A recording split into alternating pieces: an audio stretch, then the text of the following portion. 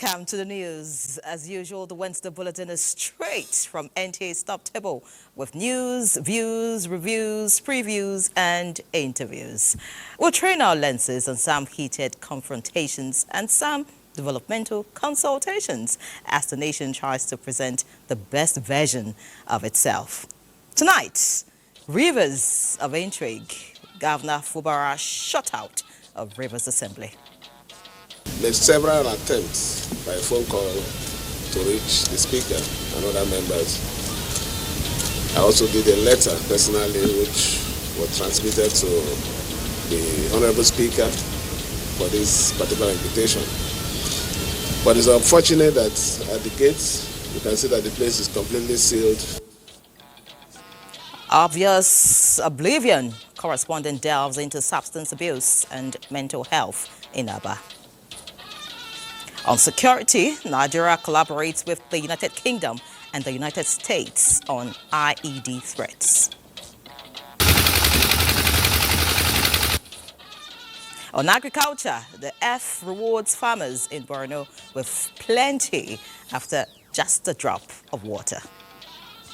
We have business news with Benny Adams giving us analysis of the oil and gas sector, the winners and the whiners. Plus, Badia Adeleye has his eyes on sports from the Nigerian scene and the night of firecrackers in the ongoing UEFA Champions League. As we say on this shift, the proof of the pudding is in the eating. I'm Yan Ray John, and this is News Extra. Welcome.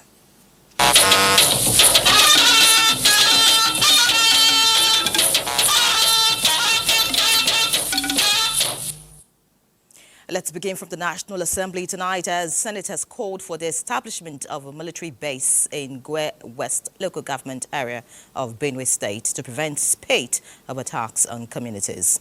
Lawmakers also urged security agencies to restore law and order in all the troubled spots.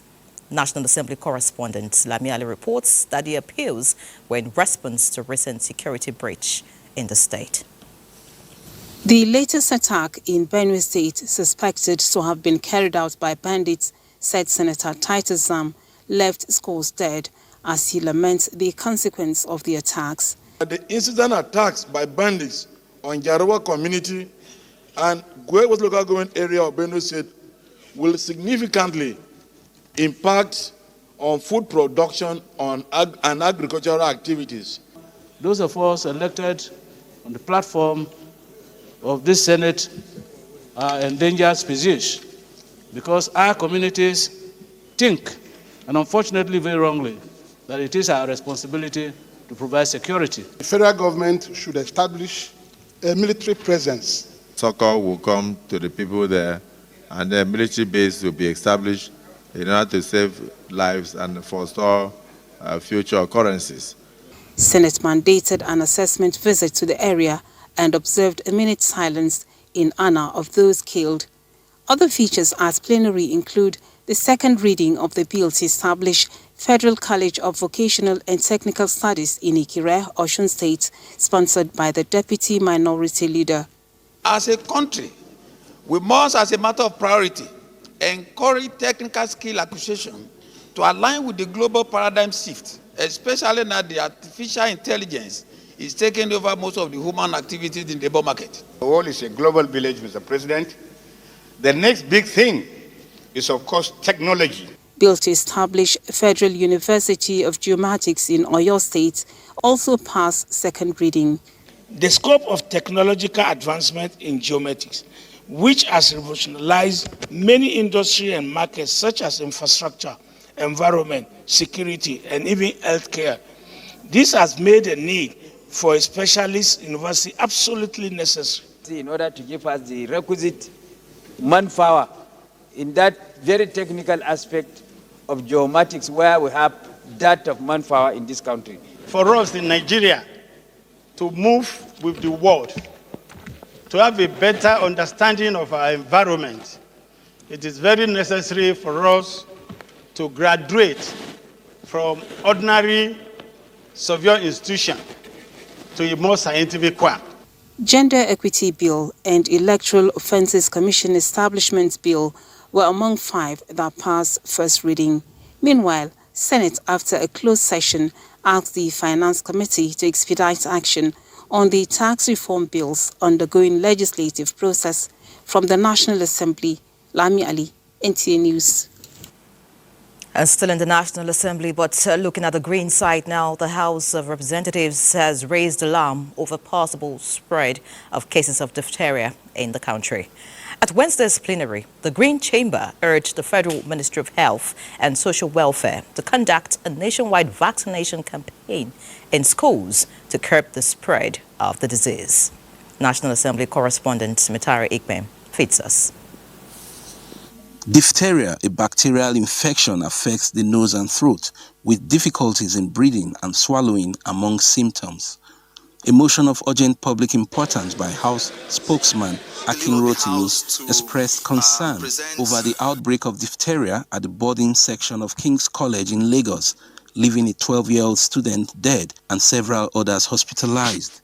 Citing NCDC data indicating almost 25,000 cases in the country, with more than 1,000 fatalities across 18 states, lawmakers believe it is high time health authorities swung into action to protect public health. To take immediate and decisive measures to strengthen health and safety protocols in all federal unity colleges, with particular attention to addressing the situation in King's College, Lagos. Engage with relevant agencies, including the NCDC, to assess and enhance infection prevention and emergency response measures in federal schools. The House passed bills to enact the Nigerian Insurance Industry Reform Act, as well as establish the NYSC Trust Fund and the Southwest Development Commission. To receive and manage funds from allocation of the Federation accounts, including donation and gifts for the reconstruction, and to tackle the ecological, environmental and other developmental challenges in the region.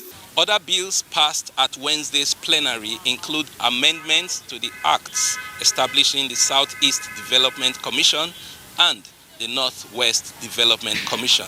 From the National Assembly, Mitari Ikben, NTA News.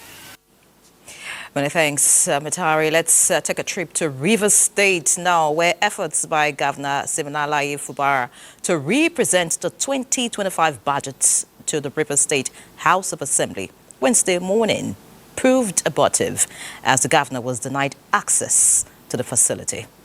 Dibabari Sieduma Nweke has the details. Governor Fubara, in company of his Chief of Staff, Edison Ehie, and Secretary to the State Government, Tammy Danagogo, were unable to access the Assembly quarters where the budget representation was expected to hold. I've already made several attempts by phone call to reach the Speaker and other members. I also did a letter personally which was transmitted to the Honorable Speaker for this particular invitation. But it's unfortunate that at the gates, you can see that the place is completely sealed and there is no sign that anything is going to happen today. The reason why we're doing this, I've always said it, is the interests of our people, which is the most important thing. Well, I don't think there's anything to worry about. Maybe they are working on their letter. I expect to hear from them.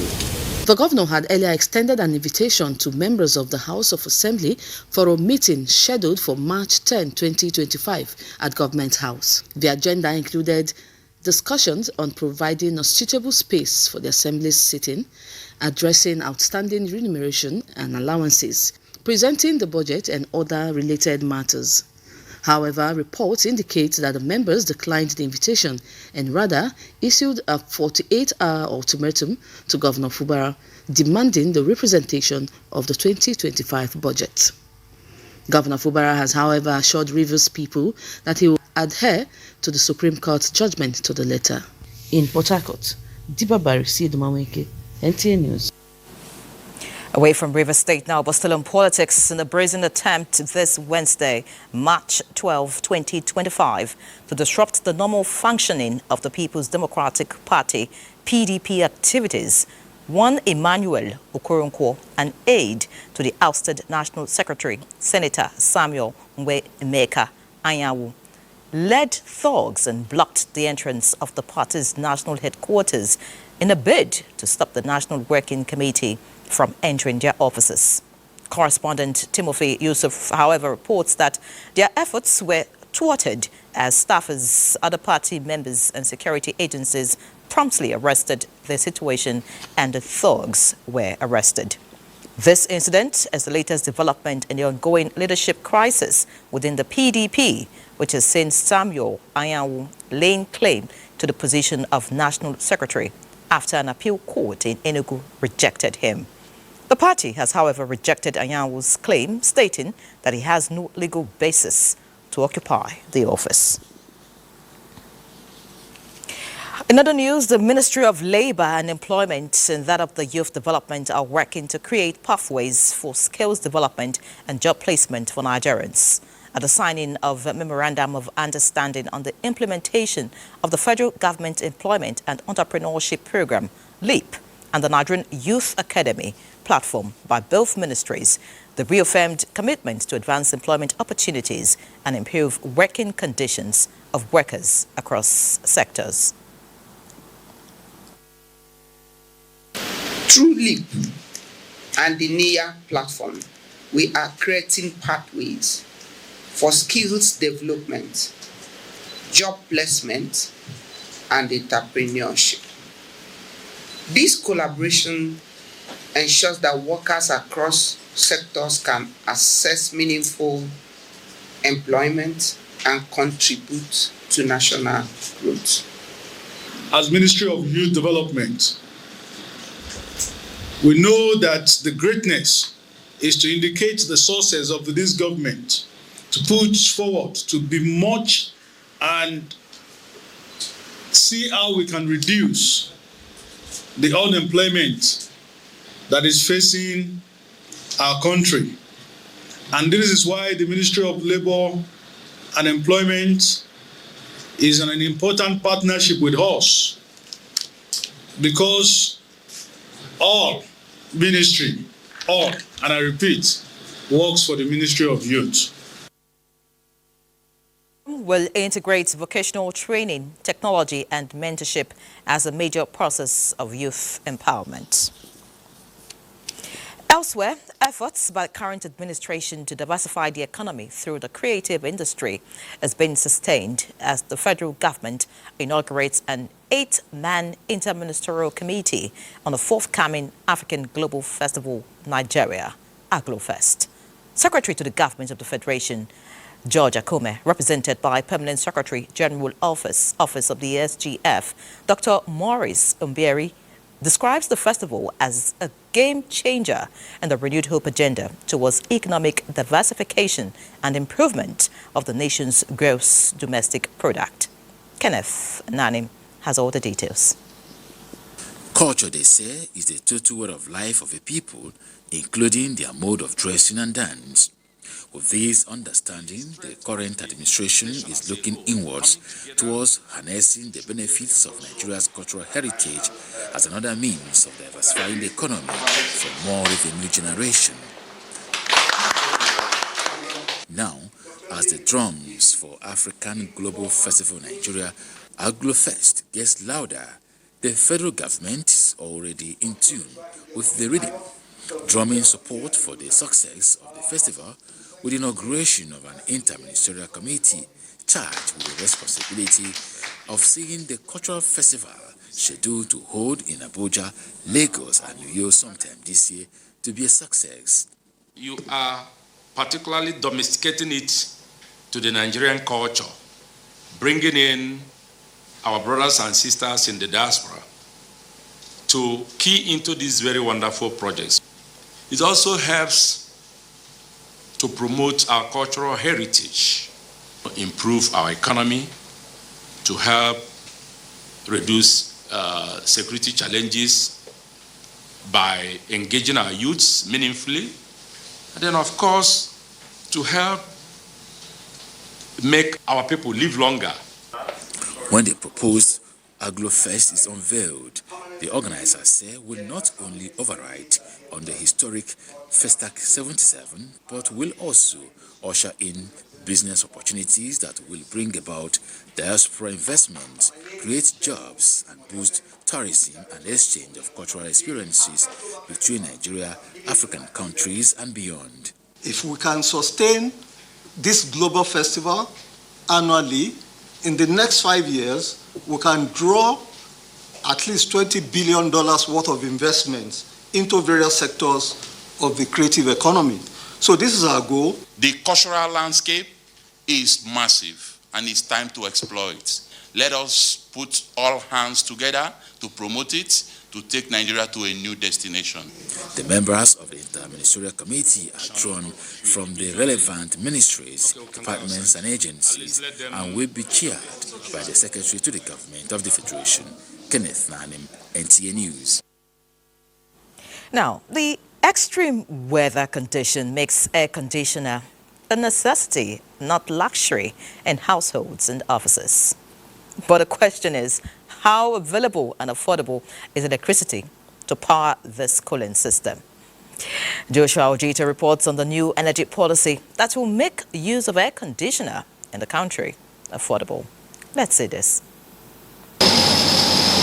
The humming coming out of this cooling system is what everyone desires in households and offices in Nigeria, especially with the current heat wave. But how affordable and available is electricity to power air conditioner? Exorbitant bills. The last bill that was brought is about 42,000 naira, which is too much for a bungalow. Electricity on the national grid is still inadequate for the teeming consumers, and many complain of its cost, making air conditioner beyond the reach of most consumers. The way things are going now, there is a way out, as federal government approves new minimum energy performance standard for air conditioner, making it affordable for all. We are scaling down our ampere to about 3 to 4 ampere. So if you calculate the power, you're looking at something about 660 because your voltage is constant. It means you're reducing your consumption by over 60%. So what that means is, even if we keep our power generation or distribution by what it is now, we can save some energy and now give it to those that do not have access to this energy. So there are 3 advantages here. You're reducing the cost of energy, you're also saving energy, and number 3, you're creating access, and you're also reducing demand for energy. Implementation of the new policy has commenced, and the Energy Commission of Nigeria says any air conditioner imported is expected to meet the specification going forward. Every player within the border will be informed to ensure that, the manufacturers or the importers really comply with this standard. Just as fluorescent bulbs were phased out of the country and replaced with energy-saving bulbs, the existing air conditioners are on their way out as well for energy efficiency and conservation. Joshua Ojito, NTA News. Did I hear you say that's good news? All right, now let's go to the Villa, in continuation of the tradition, but President Bola Tinubu this evening hosted members of the Senate to iftar, breaking of Ramadan fast. The president was joined by his second-in-command, Vice President Kashim Shettima, and Chief of Staff Femi Gbajabiamila in hosting members of the Red Chamber.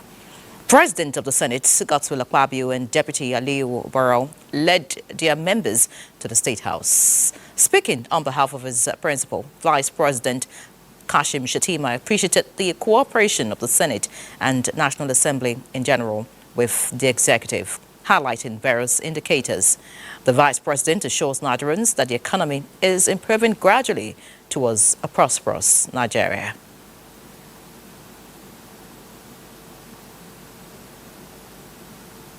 And here we are.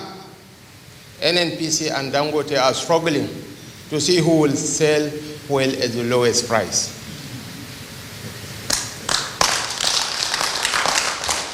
During Ramadan season, traditionally prices of foodstuff tend to rise astronomically. This time around, it's coming down. Prices are coming down. So we'll continue to nurture this relationship and take it to greater heights.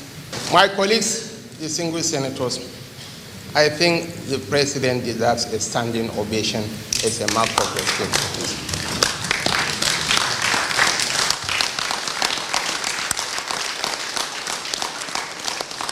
You said you don't like water and borehole.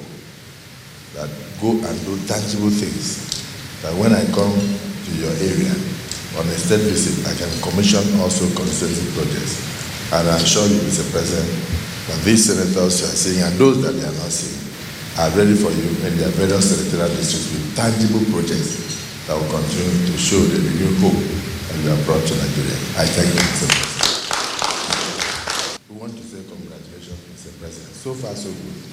You are doing a very difficult job well. Posterity will judge you right.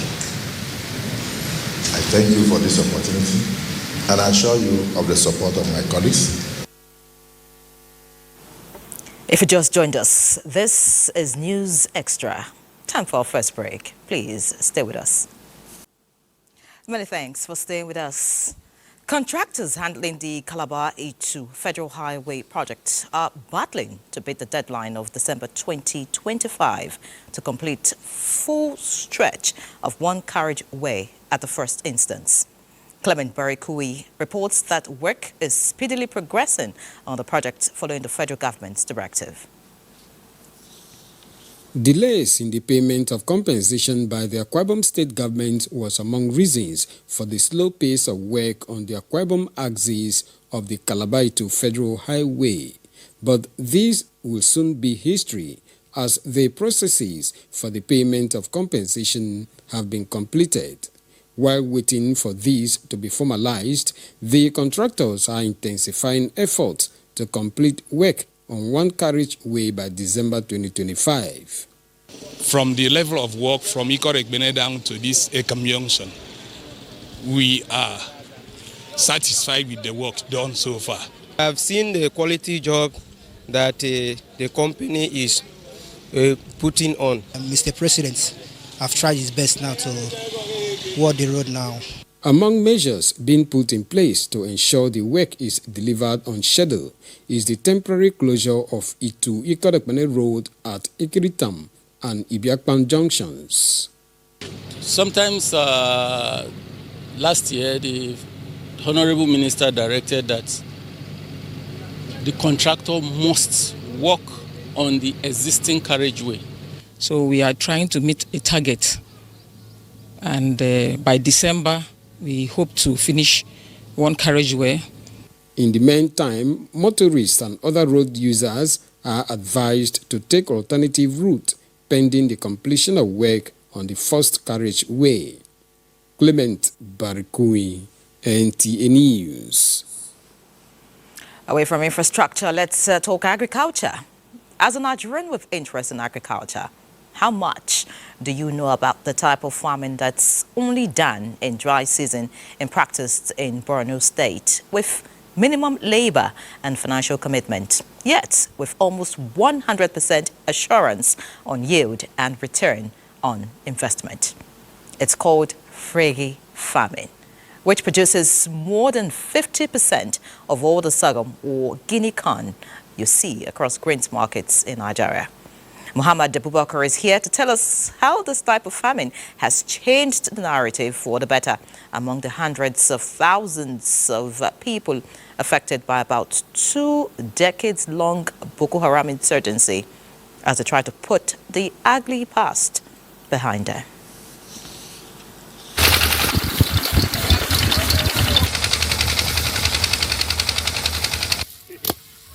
A trip across the local government concern avails a person the opportunity to see a vast landscape around this time of the year, where sorghum used in the Fregi method is cultivated in huge quantity.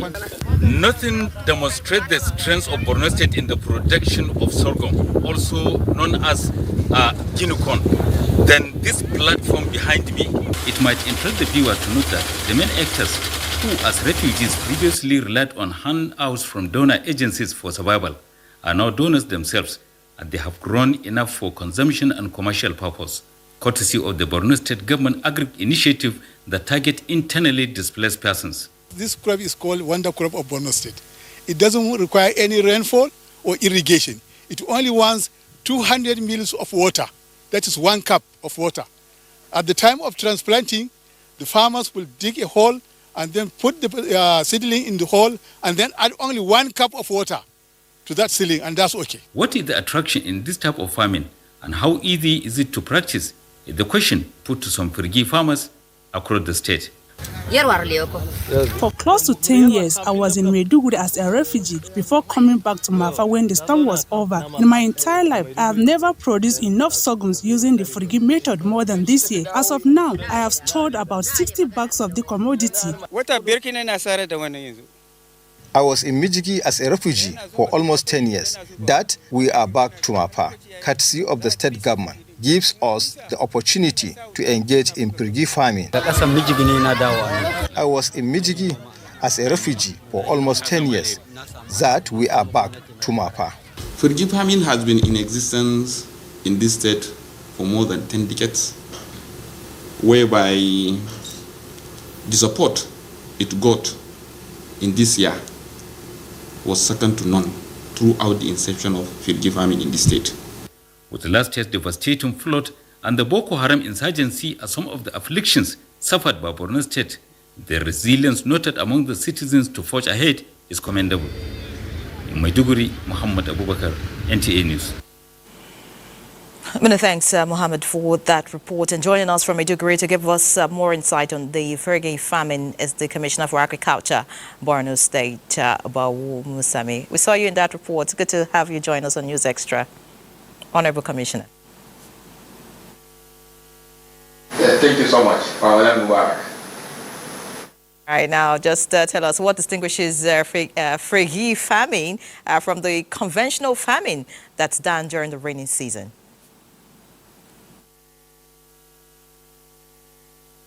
The Firigi farming is a post-rainfall rainfall farming, whereby the arrangement or the preparation starts during the rainy season.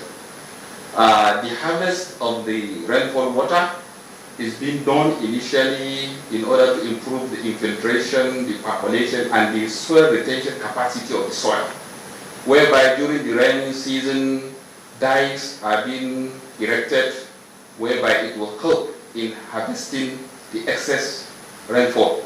By so doing, during the process, there is this need for growing of shrubs and weeds.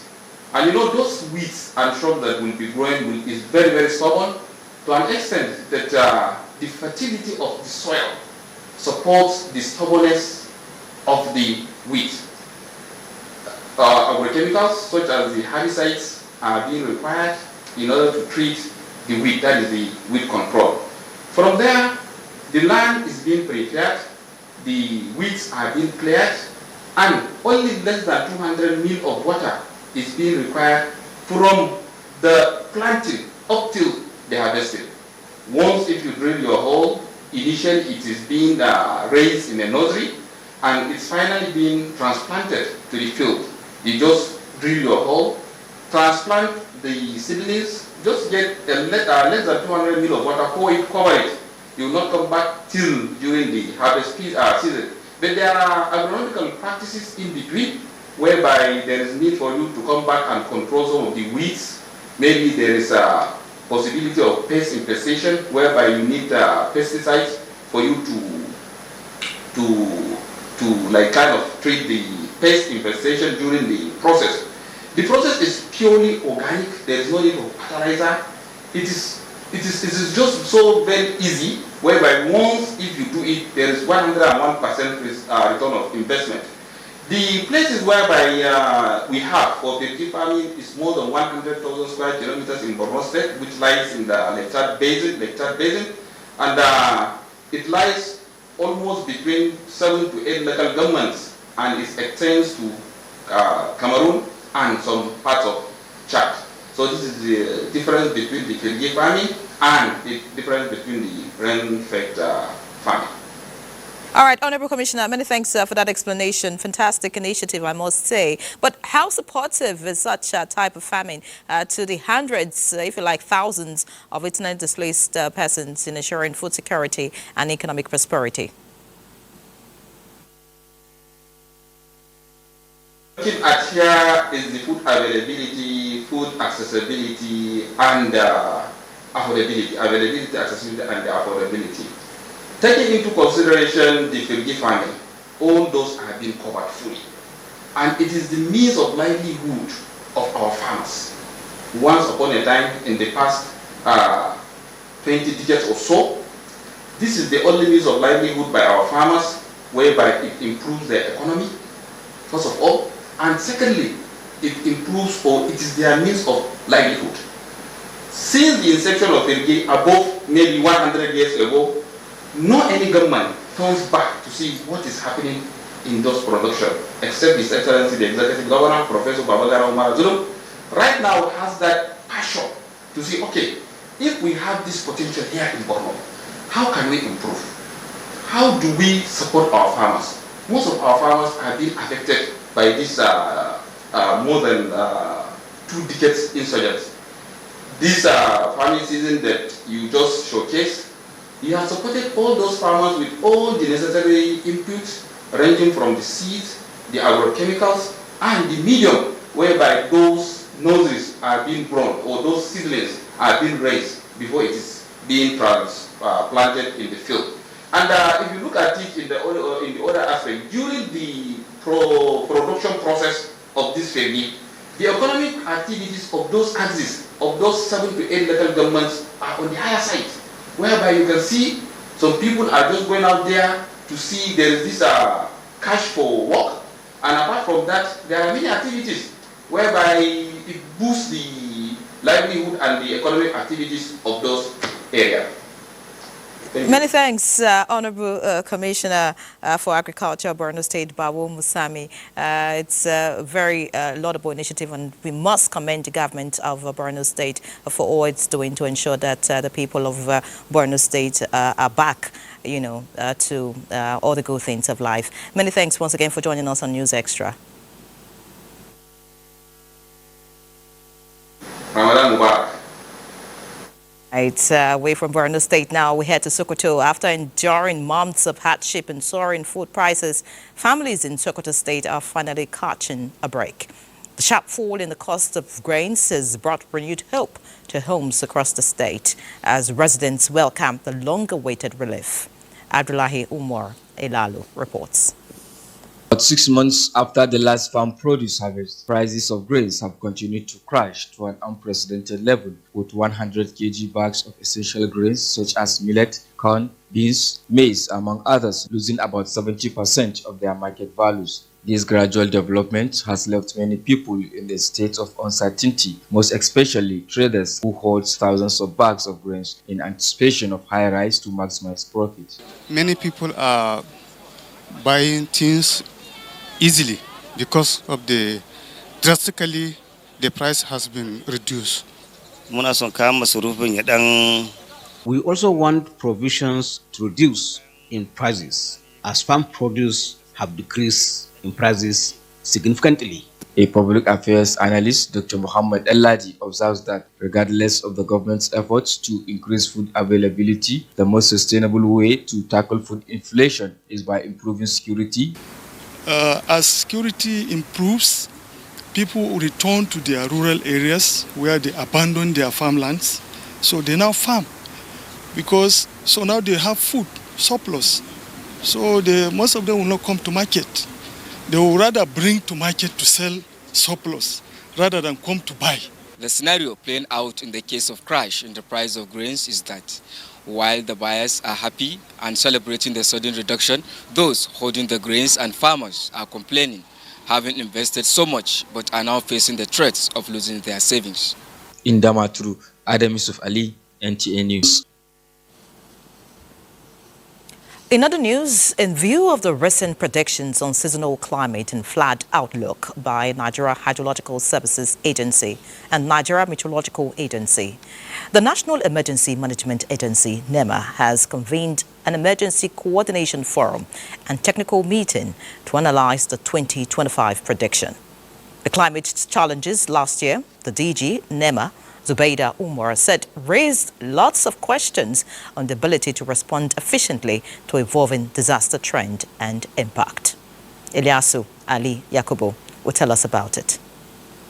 The meeting, which brought together stakeholders in the business of disaster management, is aimed at strengthening multi-sectoral preparedness, response, and recovery efforts.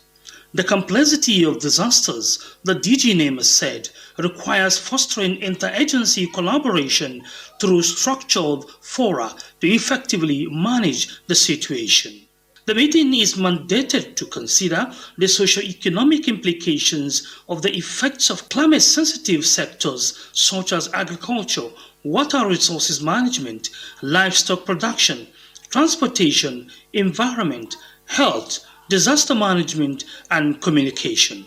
This ECF is convened to provide the needed platform for principal actors in disaster management to collectively and critically evaluate all the activities related to 2024 preparedness, mitigation, and response undertaken by relevant agencies at the federal, state, and local government levels. Make sure that what you get from here is transferred to the states, so that at the end of the day, we'll be able to get the best in this climate prediction.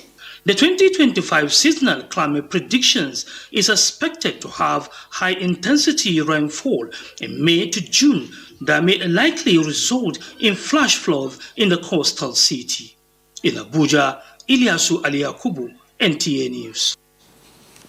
Away from weather issues, 2,056 students drawn across schools in Edo State are set to be discovered in this year's MTN Champ, scheduled to hold in Benin City, Edo State capital, this Thursday, March the 10th to 15th. At a news briefing to herald the event, the organizers say the aim of MTN Champs is to reignite grassroots athletics talent hunt across Nigeria. Elizabeth Omoko reports. It is Nigeria's biggest schools athletics championships, MTN Champs. It is returning for its third consecutive year, with MTN continuing as a title sponsor for Season 3. The event, scheduled to take place in 3 states of Edo, Lagos, and Akwa Ibom, we have Edo State MTN Champs Athletics Classics holding at the Samuel Gbomuda Stadium and Uniben Sports Complex simultaneously. We're happy to have this dream continue.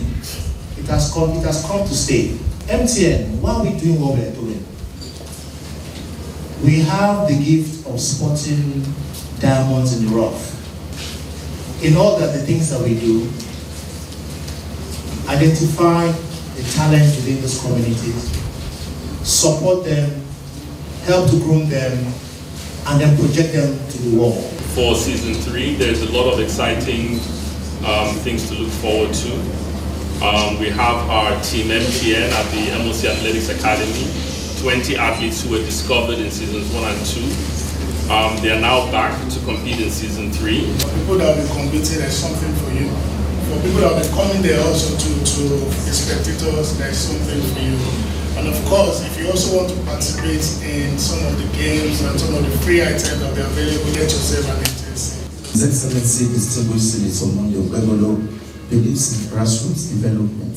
One of his agenda, one of his vision, which he has said to me, he says, go into the community, go into the local governments, develop these athletes, make them world-class athletes in a short time. Previous winners of MTN Champs shared their testimony. The journey has been very amazing. I won the junior category. Now I'm back to compete at the senior category.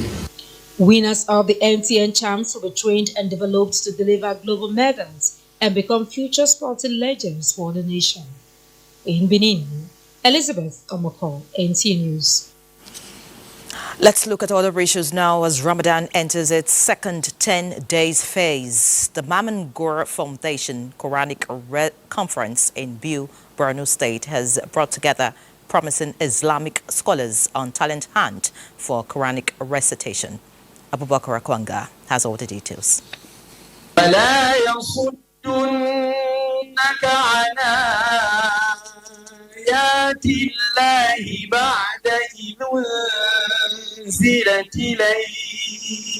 In Islamic tradition, it is customary to seek for all kinds of knowledge, and the understanding of the religion of Islam by adherents is obligatory. Now, the Mamun Guru Foundation Islamic Conference is providing the platform for young and promising reciters of the glorious Quran to leverage, and participants are cut across states of the Northeast as well as other African countries. This occasion is all about the Quran. We came here in order to grace the Quran, the book of Allah, the book of Islam. The visitors came from far and near, in and outside Nigeria, in order to grace this very and novel occasion. His contribution in making Mama Moore or Mama Muri, we call him Dr. Muhammad Ibrahim Moore, the contribution he has made in him, and he has nurtured him to this level. Dr. Alhaji Muhammad Indini, I pray in a special way that Allah will bless you. Stakeholders, including government officials, lauded the initiative, which came to life in the year 2023 to promote Islamic knowledge, foster brotherhood, and assist the vulnerable groups and less privileged. Abubakar Akwanga, NTA News. Let's turn our attention to security matters now, as the use of improvised explosive device, IED, by terrorist groups is a major challenge in counter-terrorism efforts in the Northeast. Defense correspondent Ismail Musa reports that Nigeria, the United Kingdom, and the U.S. are joining forces to combat the global threat through capacity development of Nigeria's security agencies. It's more than 2 decades since the September 11 attack in the U.S., amplified by improvised explosive devices, IED. But the sad memories of lives lost remain fresh. With advancement in technology and communication, IED threats have continued to grow in scope and capacity, destroying lives and property, truncating counter-terrorism operations in northeast Nigeria. Threat of improvised explosive devices. This symposium is focused on developing a comprehensive approach to tracking and destroying IEDs through capacity development for security agencies. This symposium provides a platform for experts and stakeholders to deliberate on innovative strategies to counter this threat. Our collective goal is to enhance national capability in preventing, detecting, and responding to improvised explosive devices incidents. This threat has grown in complexity, both technically and in terms of the tactics that terrorists and insurgents are using, and that's what makes it such a challenge for people to face. And I think it's something where we can assist Nigeria from the technical side of ID identification and defeat. The UK government has established a counter-IED center in northeast Nigeria and have been training troops for the past 4 years. In Abuja, Ismail Musa, NTA News. Meanwhile, the federal government has reaffirmed Nigeria's commitment to strengthening security cooperation with the European Union. This was the highlight of a strategic engagement between the Minister of Police Affairs, Ibrahim Gaidam, and the European Union Ambassador to Nigeria, Gautier Mignot, at the Ministry of Police Affairs in Abuja. Francis Fom reports. Which this aspect. It's been a long-standing partnership between Nigeria and the European Union, particularly in security and law enforcement. Here, the European Union delegation, led by the ambassador, is in the ministry, and discussions focused on Nigeria's ongoing police reforms aimed at enhancing effectiveness, accountability, and community engagement. The European Union has been at the forefront of supporting regional security initiatives, including the West African Police Information System. This initiative, supported by Interpol, has significantly enhanced the ability of law enforcement agencies across West Africa to share critical police information electronically. And we are indeed an unwavering partner in a time where the world is evolving very quickly with sometimes brutal changes. It is important to have constant and faithful partners, and this is what the EU wants to be and to remain for Nigeria, and we feel that Nigeria is also one for us. To address emerging security threats, the minister reiterated Nigeria's strong commitment to working closely with the European Union to enhance national and regional security. Francis from NTA News. Similarly, in a significant step towards enhancing public safety, Jigawa State Governor Umar Namadi has inaugurated the Safe Schools Security Initiative, deploying 9,974 trained security guards to safeguard schools and other critical public infrastructure across the state. Muhammad Musa Skira reports that this initiative is aimed at addressing the growing concerns over vandalism and the destruction of public property in various parts of the state.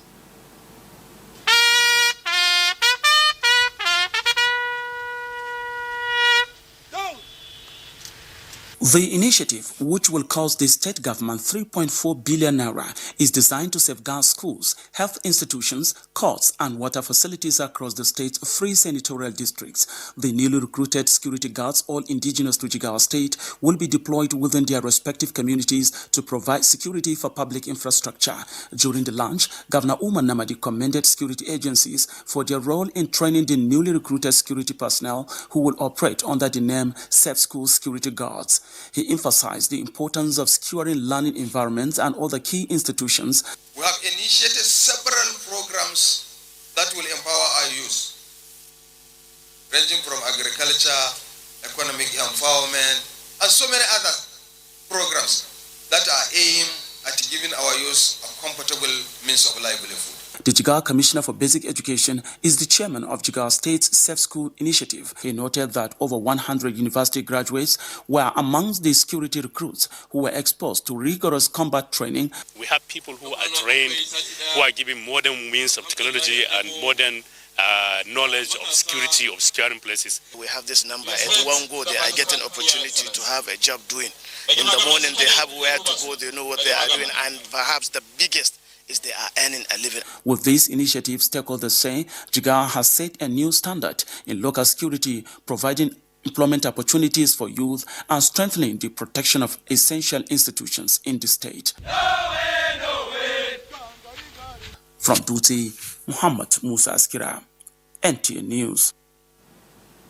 Let's pause here. More news in a bit. Please stay with us.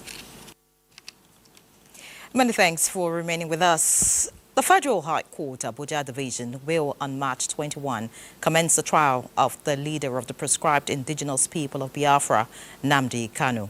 And Justice James Omotosho is to begin the terrorism trial of Nnamdi Kanu following the recusal of the former trial judge, Justice Binta Nyako, from the matter. Nnamdi Kanu, who was renditioned to Nigeria from Kenya in June 2021, is expected to be arraigned and will take his plea before the court next week, Friday. The reassignment of the matter followed the demand of Nnamdi Kanu and his counsel for the transfer of the 7 counts charge bordering on terrorism after the defendant alleged bias. The defendant, during his appearance on February 10, 2025, insisted that the then trial judge, Justice Binta Nyako, lacked jurisdiction to continue with the matter after her recusal on September 24, 2024. Justice James Omotosho will be the 4th trial judge to preside over Nnamdi Kanu's case since the commencement of the matter. Also, the Economic and Financial Crimes Commission now has the power to probe the 8 years tenure of Dr. Peter Odili as the governor of Rivers State. This followed the decision of the 5-man panel of justices of the Supreme Court led by Justice John Okoro.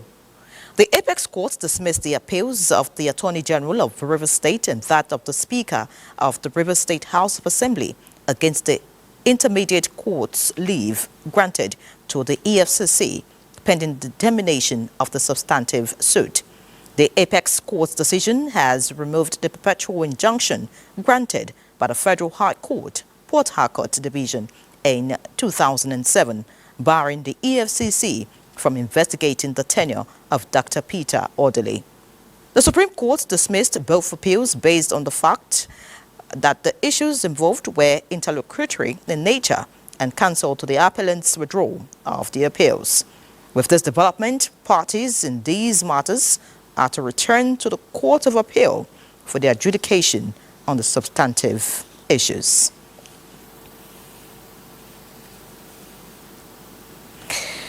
Justice James Kolawole Omotosho of the Federal High Court in Abuja has dismissed the suit seeking fundamental rights for commercial sex workers in the Federal Capital Territory, FCT, to operate without intimidation from security agencies of the federal government. The judge held that the prostitutes have no legal rights to enjoy under any known law or the Constitution of the Federal Republic of Nigeria. In the judgment, Justice Omotosho said that the commercial sex workers were even liable to be arrested, prosecuted for a jail term of 2 years under the criminal law known as Penal Code. A non-governmental organization, Lawyers Alert Initiative for Protection of Rights of Children, Women and Indigent, had sued the Abuja Environmental Protection Board, FCT, Minister, Federal Capital Territory Administration, and the Attorney General of the Federation as first to fourth respondents, respectively. The sex workers had sought to stop the FCT Minister, Yesam Wike, and the Abuja Environmental Protection Board from harassing, intimidating, arresting, and prosecuting them in Abuja. Still on related matters, in line with its commitment to sanitizing the financial space of the nation and offer the investing public adequate and reliable information on the activities of illegal Ponzi scheme operators across the country, the Economic and Financial Crimes Commission, EFCC, hereby alerts Nigerians on the operations of 58 companies posturing as investing entities and defrauding innocent Nigerians of their hard-earned money. In a statement, EFCC says the companies are neither registered with the Central Bank of Nigeria nor the Securities and Exchange Commission. The EFCC has taken some of the companies to court, with 5 of them convicted. Another 5 pleaded guilty, but awaiting review of facts, while arraignment is pending for the rest. The Commission assures the public of its vigilance and proactive monitoring of every entity and player in the nation's economic space to safeguard the public from opportunists and predatory operators. Away from court-related and EFCC matters now, shop owners and traders at the popular Ali Shunloye Market, Ibadan, accounting their losses following an inferno which razed down the plastic section of the market. Kendi Omolosho visited the market and reports that the victims, who are yet to come to terms with the devastation, appeal for financial assistance to resuscitate their business. Shunloye Market is a prominent trading hub, considered one of the largest and oldest markets in western Nigeria. The fire, which cause could not be ascertained, began early this morning, affecting the plastic section, thereby destroying several shops with the goods, leaving a trail of despair. Though no lives was lost, the disaster has landed some of the affected shop owners in the hospital. Some shop owners who were lucky were seen moving some of the goods not consumed by the fire to safe places. To traders and these market people in Oyo State, it's a great loss. The way they are packing the rubber, you see that in a shop like that, so we start burning. This place that burnt is billions of naira that they are using for business. What beats my imagination, however, is the fact that a fire station is at the market. Even at that, it could not rescue the situation. I call those people, these firefighters, help us. They now answer us. And all my sisters sure went there for that place. Everything just burned. Why should fire start in front of a fire station and they cannot rescue it? Nothing was done until they are now telling us that they brought water from as far as Iseyin to Ibadan. It's our staffs that are at our post, we call fire service post, that actually alerted us that there is an incident, that called us, and within 10 or 15 minutes we are already there. Chairman Oyo State Fire Service appeal is for the public to take control of their emotions during disasters, as most of the trucks belonging to the agency have been vandalized by people who attack their personnel while on duty to extinguish fire outbreaks. Kehinde Omolosho, NTA News. Very sad development there, and of course many would say that's bad business. But it looks like business is good for Benny. We've got him standing by. Benny, feed us. Well, Nyere, it's a mixed bag. This is as the Organization of Petroleum Exporting Countries, OPEC, kept its global oil demand growth forecast unchanged for the third consecutive month amid expectations that China will be the main driver of consumption growth among non-OECD member countries. In its monthly report, March 12th, the organization confirmed that global demand for crude oil is expected to rise by 1.4 million barrels per day in both 2025 and 2026. OPEC also forecast a demand from OECD member and non-member countries to grow by 100,000 barrels per day and 1.3 million barrels per day respectively during the same period of 2025 and 2026. And according to the report, oil consumption in China will be the key demand growth driver from non-OECD countries, followed by other Asian countries such as India, in addition to the Middle East and Latin America. OPEC also reiterated its global economic growth outlook at 3.1% and 3.2% for both 2025 and 2026. It, however, upgraded its growth estimate for Japan to 1.2% in 2025, thanks to its economic rebound in the fourth quarter of 2024. Meanwhile, Nigeria's daily crude oil production is at 1.67 million barrels per day in February, and Nigeria's benchmark crude, that is the Bonny Light, not doing badly, sells at $73.03 to a barrel. Now, moving from the global energy market, we go to the stock market. At this point, the local equities sustained a downtrend as investors lost 48.45 billion naira as widespread sell-offs, keeping the oil share index down, though marginally by 7 points, closing at 106,090.36 basis points from 106,172.35 basis points recorded, that is on Tuesday. Sovereigns was the most traded volume with 66.03% share, while Jais Bank and NSL Tech followed closely with 12.50% and 2.92% respectively. For South Africa, the South Africa top 40 was not on top this time around, but kind of dwindled to 0.22% to close at 79,557.97 basis point. But for the Tunisia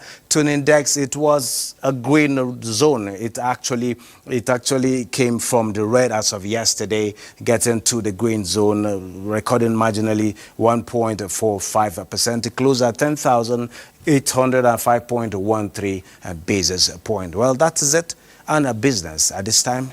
Iyere, you can take it from here while you also consider investing in not just the Nigerian stocks, but also you can think of South Africa. It's a good I'm sure you give me the startup capital to do that. Oh, sure. It's a partnership. All right. Many thanks, Benny. Looking forward to all of that. More news. Please stay with us. Thank you for remaining with us. In a state where commerce and tourism are major sources of internally generated revenue, leaving mentally ill persons to roam aimlessly in the heart of Enyimba City becomes a serious concern. Ikechukwu Ndukwe takes a look at ways of stemming the increasing rate of substance abuse amongst youths and its attendant consequences. Mental illness is of various kinds: catatonic, hebephrenic, and paranoia. This set of people living with mental illnesses are seen all over the commercial city of Aba. Substance abuse among youths is the major cause of schizophrenia. The hebephrenia heaps debts around them, raising fears and constituting nuisance. They are less deformed and less privileged people. You cannot allow them to be running around the city eating garbage and rubbish. The government should take them, keep them somewhere, and look after that. In Aba, Abia State, where the government is trying to raise the bar of cleanliness, the presence of these fellows negates government intention. The nervous system produces a substance or a neurotransmitter, a chemical which we call dopamine. And the drugs of abuse also produce dopamine in excess, trying to give false information. These are neurotransmitters that try to regulate our sleep, our eating, our drinking, our social actions. So, and the brain is wired in a way that it tries to repeat pleasurable behavior. What they need now is quick money. They need okite. So that is one of the things that cause that mad. A lot of them are seen in churches, highbrow areas of the state. They are, however, calling on the state government to quickly find a place where they can be repaired and reintegrated to society. In Aba, Ikechukwu, NTA News. Well said, Ikechukwu. Urgent attention is needed in that regard. Let's take another break. Welcome back. Now time to look at the foreign scene, and Frama Pai has an update for us. Coltan is used in products like laptops and cell phones, making it a valuable and coveted mineral. The crown jewel in the M23's territorial expansion is the DRC's largest coltan mine, from which the group generates about $800,000 in revenue each month, according to UN experts. The armed group has controlled the Rubaya mine and surrounding areas of North Kivu province since 2024, setting up its own administration in areas it has captured. The DRC's east is believed to hold between 60 to 80% of the world's coltan reserves. According to economic and security sources, the group now controls all commercial points in the DRC leading to the Rwandan border. The M23 taxes each truck traveling to Rwanda several thousands of dollars at the border post near Goma. The eastern DRC depends largely on products imported from Rwanda, but it also exports agricultural products to Rwanda and other countries in the Great Lakes region. The Angolan presidential palace said in a statement that amidst the ongoing conflict in the east of the Central African nation, President of the Democratic Republic of Congo, Felix Tshisekedi, visited his Angolan counterpart, João Lourenço, in Luanda, and the pair discussed the situation in the DR Congo.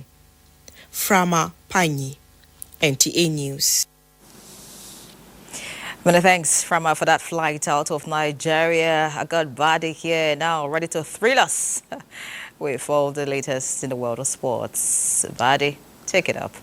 Many thanks, Yara. Let's begin with football, as more reactions have continued to trail the outcome of the CAF Extraordinary General Assembly in Cairo, Egypt, as former president of the Nigeria Football Federation, Amaju Pinnick, narrowly lost his bid to retain the FIFA Executive Council seat.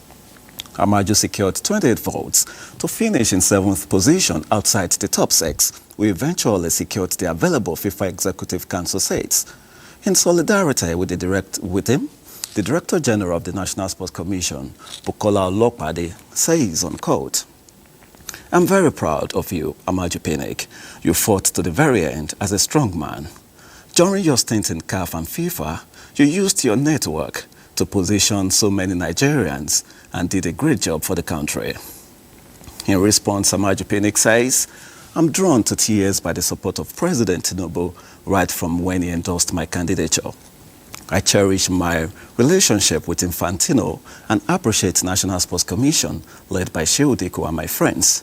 Meanwhile, CAF President Patrice Motsepe was re-elected unopposed, while Cameroonian football icon Samuel Eto'o was elected into CAF Executive Council.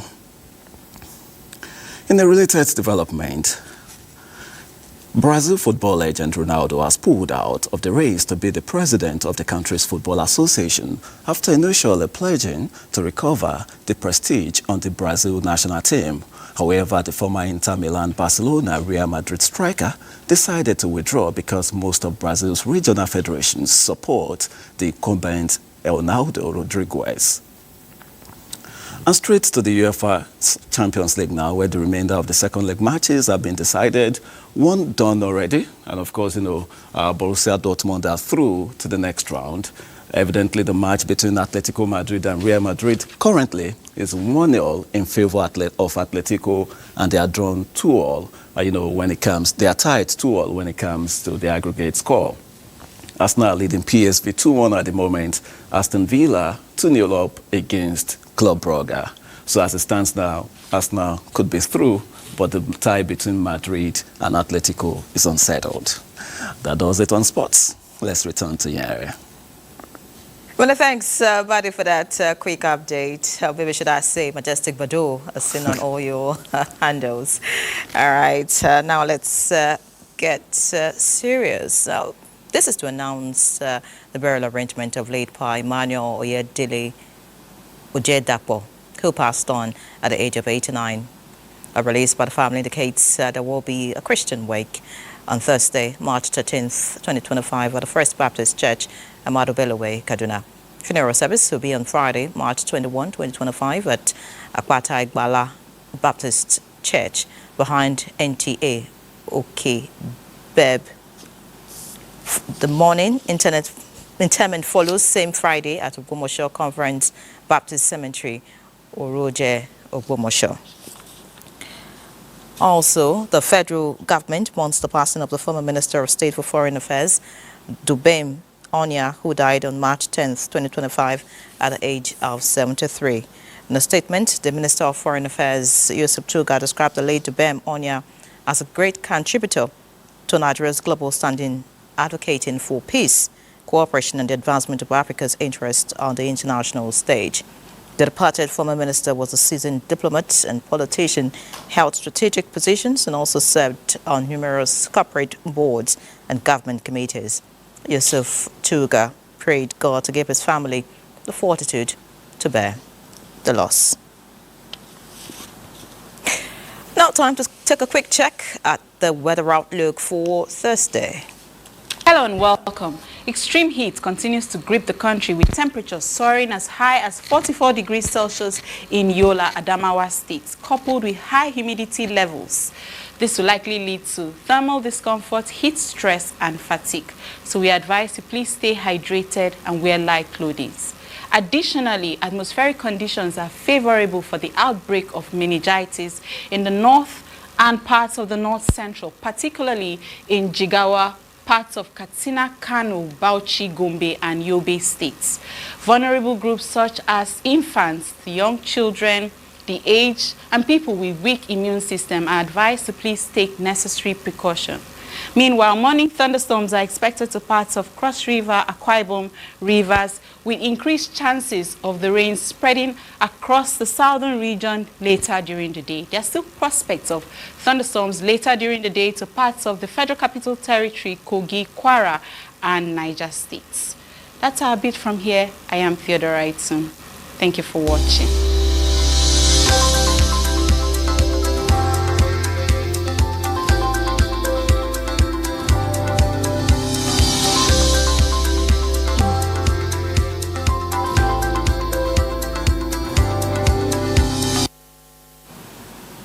Many thanks, Theodora, for the weather outlook for Thursday. I honestly can't wait for the heat to disappear. Please stay hydrated out there. I'm Henry John. That's a package on News Extra tonight. Many thanks for watching. See you next week.